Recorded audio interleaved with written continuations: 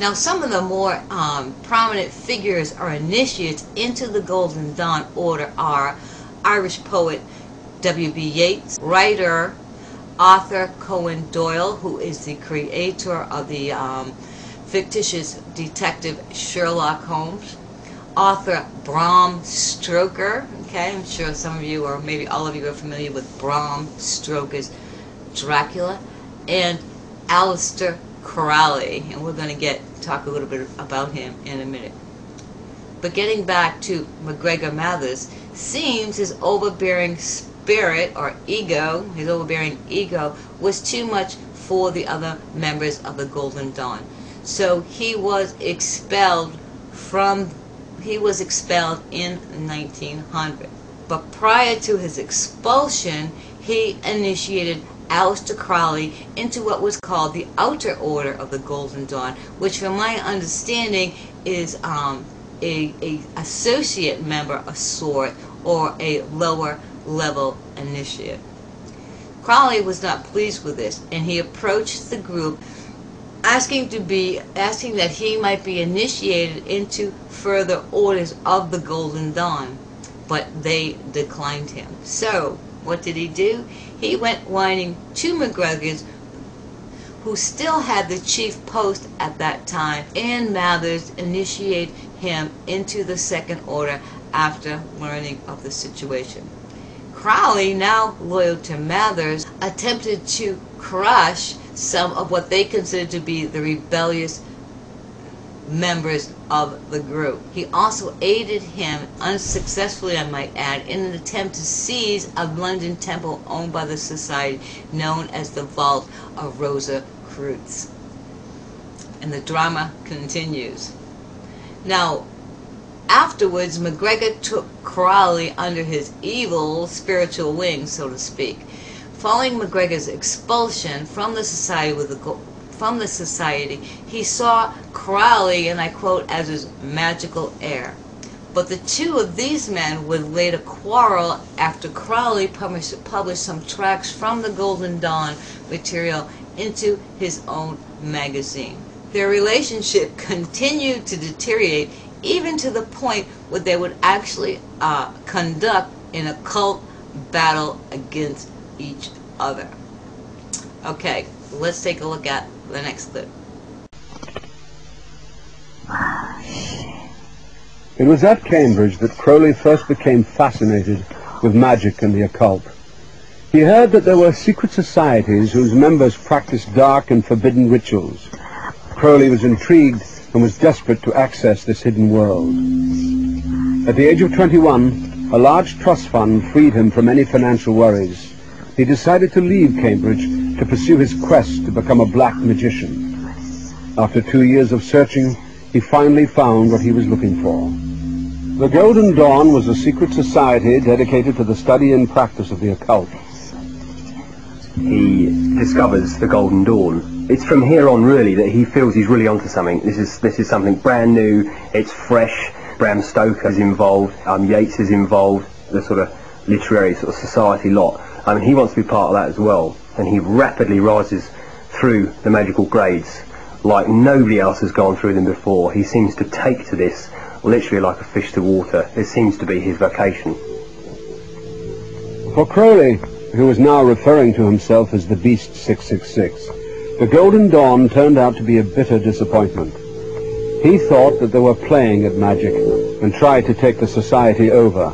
He clashed with the poet W.B. Yeats, who was a prominent member, calling him a lank, disheveled demonologist. This was the real major step for Crowley when he thought that he was leaving behind the golden to the world of sort of real magic, and he was perfectly willing to take on black magic. He was willing to use any forces that he possibly could control. You see, Crowley was ready to go to the next level.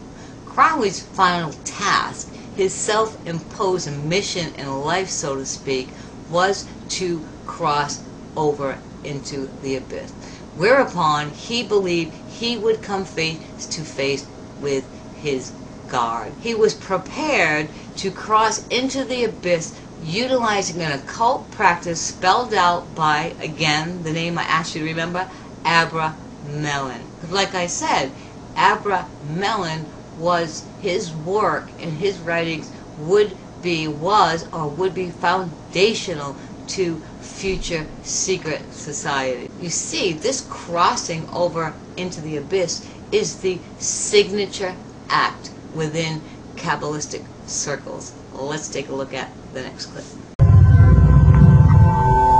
Crowley decided to perform the Abramelin, a black magic ritual that no magician had dared undertake for centuries. Crowley's so dedicated to performing the Abramelin ritual that he actually goes to the length of seeking out and finding the perfect place and buying a house to do the actual ritual in. Nothing else, just actually to do this ritual. And it's in Loch Ness, Boleskine House. This is such an extreme thing to do. This is not a game. I think he's trying to break down, he's trying to push further than anyone else has been before. At the moment his yardstick is the Golden Dawn, so he's already shattering that completely. The Abramelin dates back to the 14th century. The aim of the 6-month ritual is to master demons, but it was considered extremely dangerous. If the ritual went wrong, it was believed that evil spirits could be set loose and take possession of the magician. Crowley drew his own followers as well, and one of the most prominent was a man named Jack Parsons, who was an influential rocket scientist. Parsons performed what he described as the Babylon working ritual in 1946, which was also another ritual in order to cross over into the abyss. His instruction as well coming from Abramelin the mage.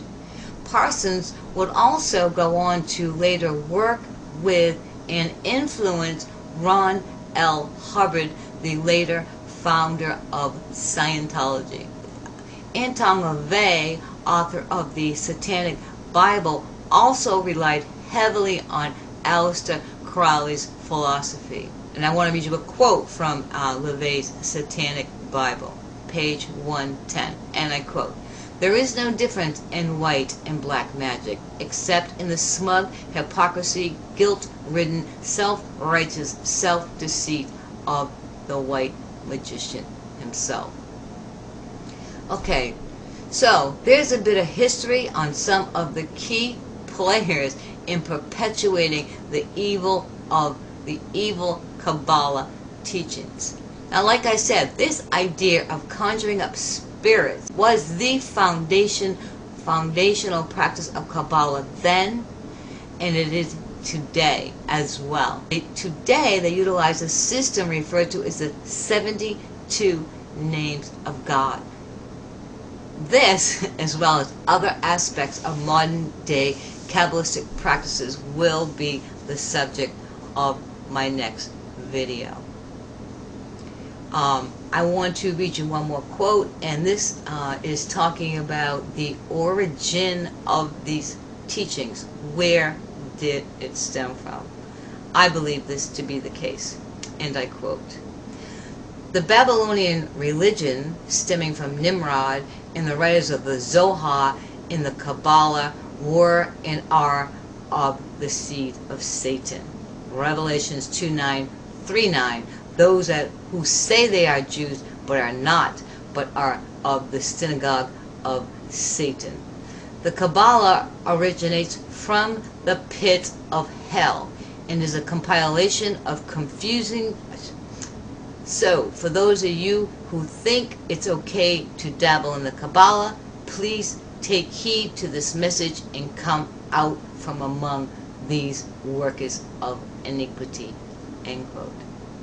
Okay, so I'm going to close here. I'm going to end with these words. Come soon, Lord Jesus. God bless you, and God help anyone involved in the Kabbalistic occult practice.